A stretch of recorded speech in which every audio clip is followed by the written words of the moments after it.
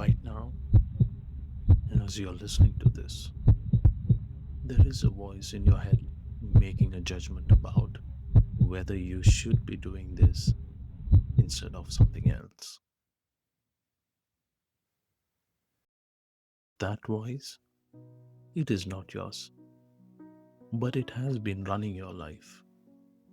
That voice in your head, it's like your personal DJ, but instead of sick beats, it is dropping mad insecurities. I am Manish, and for the next 30 minutes, we are going to find out whose voice that really is and what happens when you finally tell it to shut up. This is Still Becoming, and today we are talking about the script you did not write but have been living anyway.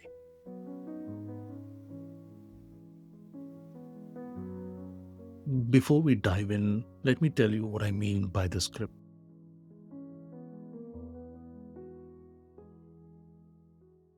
You know those unwritten rules you grew up with, the expectation that were never quite said out loud, but somehow you absorb them anyway. Maybe it's the way you learn to be good, whatever that meant in your family, your culture, your faith. Maybe it's the career path that was decided before you could spell occupation. Maybe it's how you learned how to handle a conflict, a success, or a failure. For some of us, it's never rock the boat. For others, it is always be perfect. Or maybe, like me, it was be humble. These scripts, they are not just habits or preferences, they are the operating instructions we inherited from our families, our communities, our faith traditions. The ones we are still following and sometimes without even realizing it. Jean-Paul Sartre, the French philosopher who never smiled in a photo, said, "We are condemned to be free," right? Which is just French for you're always choosing, even when you think you are not. So, when did we stop choosing and start obeying? This episode is for the quiet rebels, the one who followed the rules and still felt fake, the ones always trying to remember who they were before they memorized their lines. You know, sometimes these scripts we inherited come wrapped in love, in tradition, in good intentions. I want to share my personal story here. I can still feel that smile, the one that crept across my face as my throat tightened. Sitting there in my fifth grade world while my mother laid out my future. She said, "You will join the seminary after your high school." She said, as a matter of factly, as if she was telling me what was for dinner. Quick gut check. When I said seminary, did you think, "Oh, that is intense," or that it is beautiful? Just try to remember your first reaction. That reaction, that is data. Well, growing up in a Syrian Catholic family, we were always a bit different. Our roots stretched back to Kerala, where our community is faith uh, and was not just religion.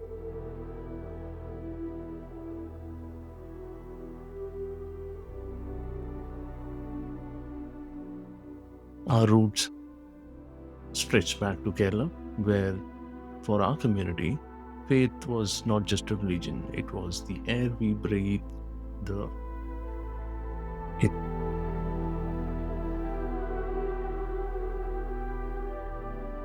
Growing up in a Syrian Catholic family, we were always a bit different.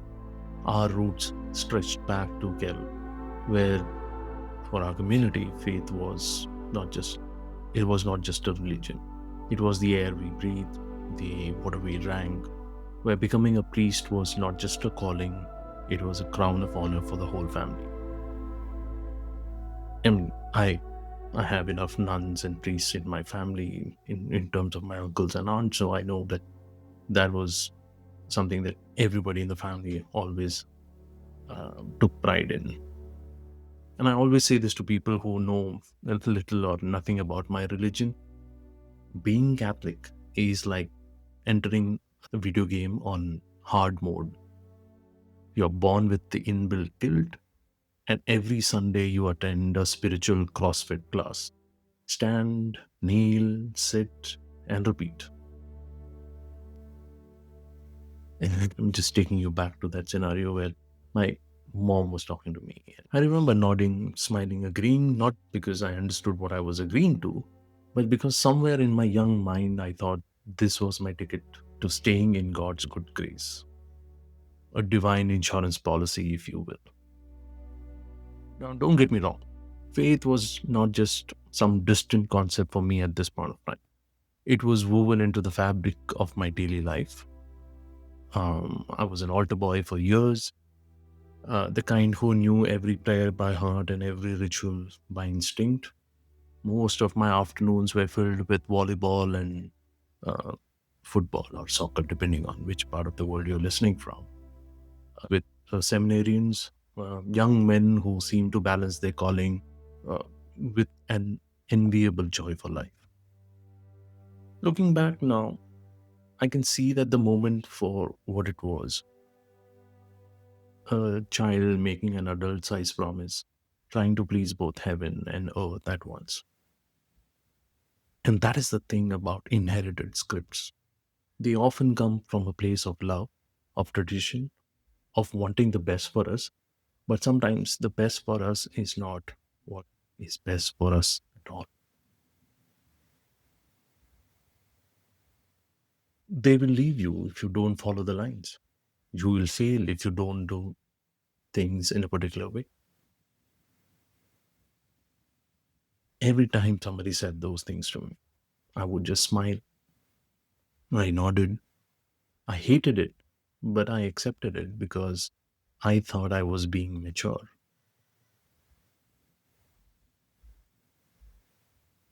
Now, here's a test, and I want all of you to follow this with me. Think of the last time you felt proud of something you did. Got it? Now, did you immediately think of who else would be proud of it? Or did you worry someone might think you are showing off? If you went to the other people first, you are living someone else's script. What we are talking about is an internalized script. In Freud's world, it is the superego, the moral compass we inherit from parents, teachers, the culture. It punishes us for stepping out of the line. Existentialists call it bad faith, living a lie we never agreed to, just to stay safe. It is like being at a masquerade ball, and when everyone takes off their mask, you realize you forgot what your face even looks like. But here's the thing, these scripts, they were survival guides written by people who were scared. Just a quick checking. Are you nodding along, disagreeing? Notice what is happening in your body right now. Even in the Catholic theology, when it is rooted in love and not fear, we are told you're not your performance, you are your belovedness. But somewhere along the line, we turned holiness into a compliance and we shrank. But here's something we do not talk enough. Not all inherited scripts are chains. Some are wings. They are like family recipes that actually taste good. Let me share some scripts that I'm actually grateful were written into my code. Leave things better than you found them.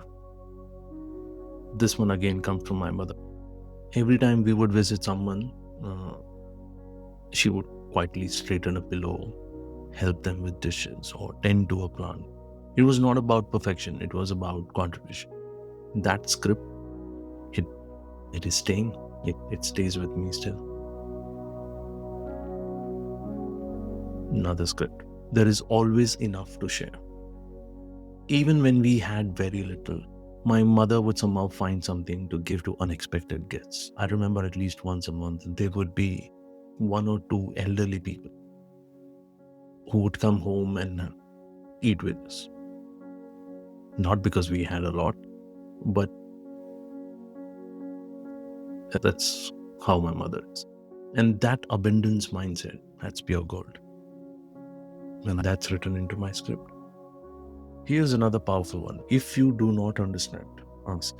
This came from one of my teachers who made it safe to be curious. It saved me from years of nodding along in confusion. And my personal favorite is, we will figure it out as we go.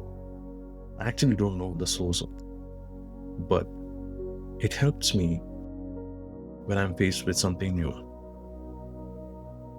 Not we know everything or we are perfect, but we will figure it out. What a gift of resilience this script has been. So how do we know which scripts to keep and which to change? Here's the test. Does this script expand or contract you? Does it help you build bridges or walls? Does it serve your fear or your love? I think you would know the answers to those. And depending on how you answer some of these questions, you would know whether you want to keep them or change them.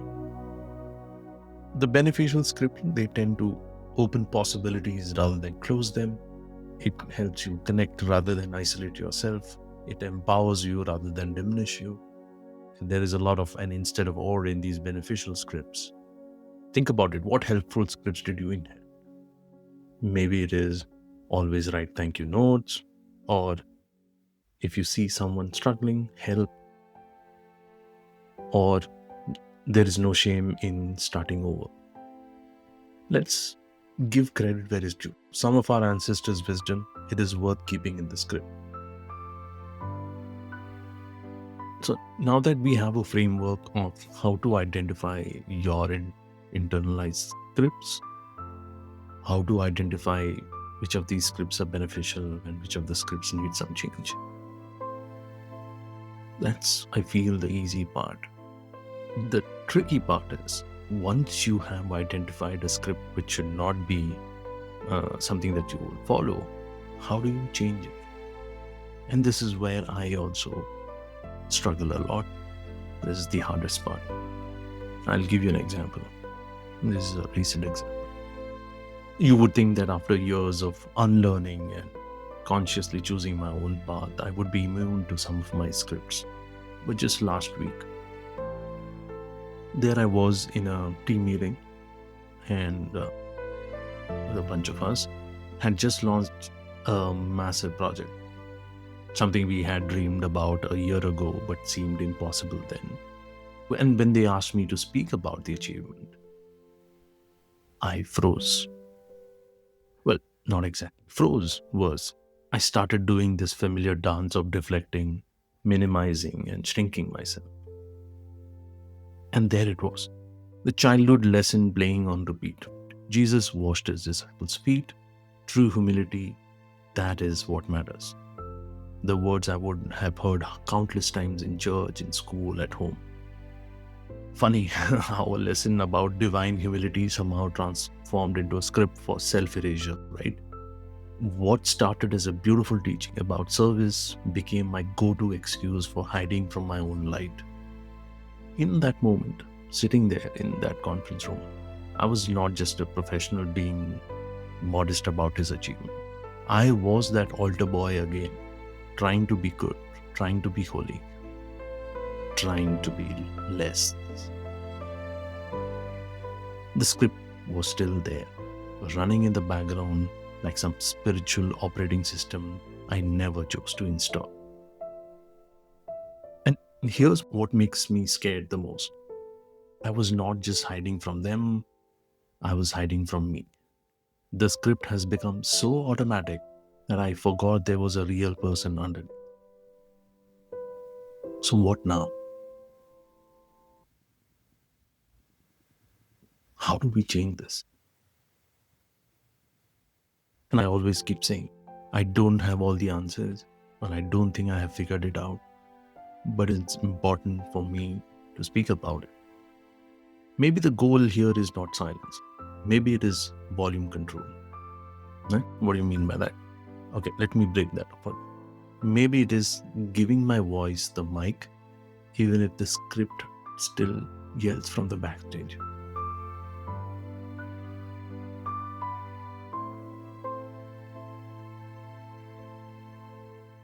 I'll share another personal example which happened last week. Just last week, I did something that my younger self would have found terrifying. I asked for what I needed, directly, clearly, without apologizing. You might be thinking, oh, this is funny. That seems simple. But for me, it is not. I was sitting at my desk doing my work, and my manager happened to pass by. And they asked me how I was doing. And instead of the usual answer, oh, I'm doing great, or I'm doing fine, I actually named my need, spoke it out loud. Not minimizing, not questioning, no self-deprecating jokes. I just said, I'm doing fine, but there are some things that I need your help with.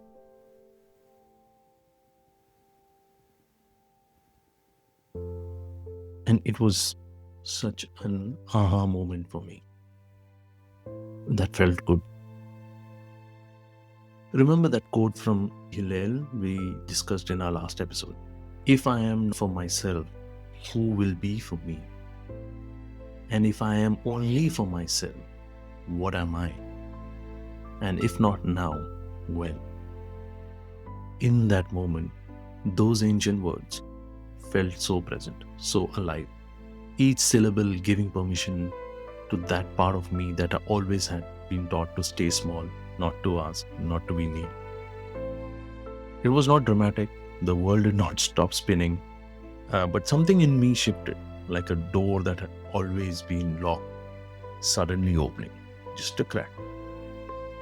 Now, these moments, these might seem small to others, but when you have spent a lifetime following someone else's script, every time you speak, your own words feel like a quiet revolution.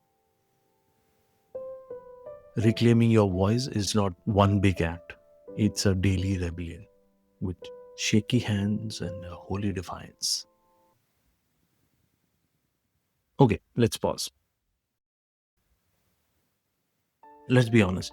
I'm sitting in my room here, recording this, probably wearing yesterday's coffee on my shirt, telling you about my transformation. The irony is not lost on me, but that is exactly the point. We are all still becoming messy and beautiful. Now, let's do some experiments together.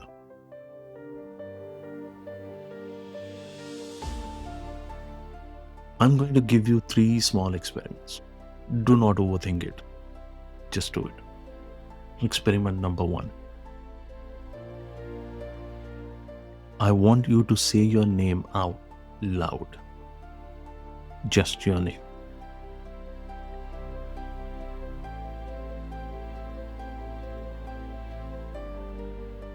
Now say it again, but this time like you're proud of it.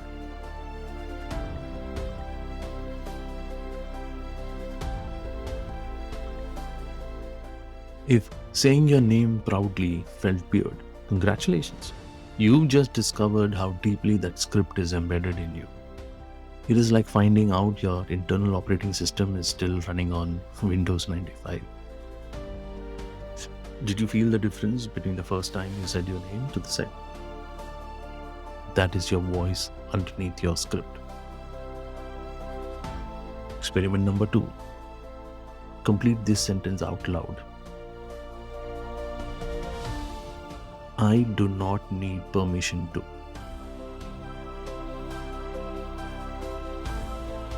Say it again, but louder. I do not need permission to.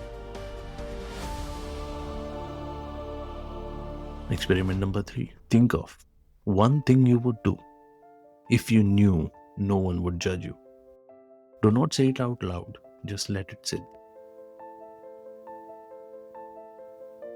That feeling, that is your real script.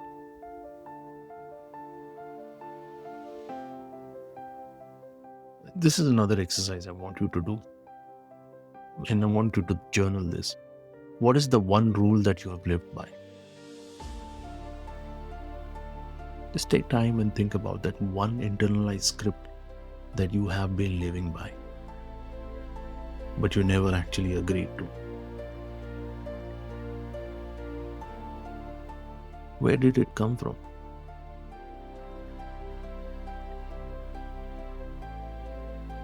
And are you ready to let it go?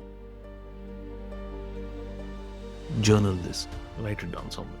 What is the one rule or the internalized script that you have lived by your entire life, but you never actually agreed to? Where did it come from? And are you ready to let it?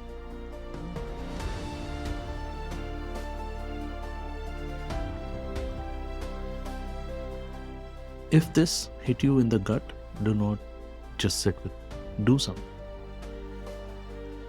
3 things.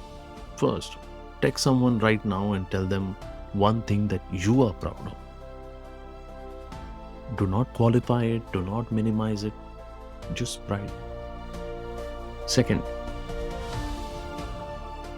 follow us on I Am Still Becoming on Instagram and share what script are you ready to rewrite.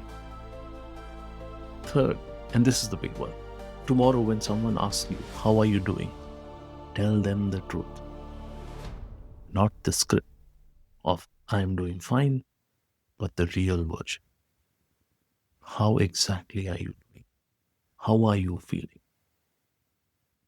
Do that with at least one person. Remember, rewriting your script is like updating your software. It might be glitchy at first, but trust me, the new features are worth it. Until next time, may your internal narrator be Morgan Freeman and not your critical aunt. Until then, remember, scripts can be rewritten and you are holding the pen. Until next time, may you keep becoming even in your breaking.